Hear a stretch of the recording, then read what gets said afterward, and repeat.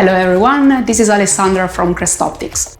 Welcome to this instructional video series, which will take you straight to the heart of the X-Lite V3 spinning disc technology and applications.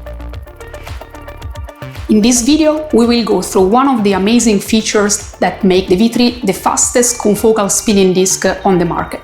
And this is the capability of imaging a field of up to 25 mm field of view with uniform illumination at the speed of a spinning disc confocal. This is possible thanks to microlenses, which give homogeneous illumination on the widest field of view available on the market.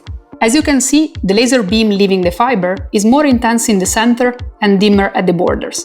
By crossing the array of microlenses, this beam is transformed into a collimated uniform beam that is going to hit the sample. In this side-by-side comparison, you can appreciate the advantages of the microlenses illumination.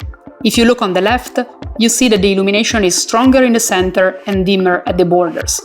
On the other side, if you look at the right image, you can see a very uniform illumination across the whole field of view, giving you the possibility of quantitative analysis in the whole image.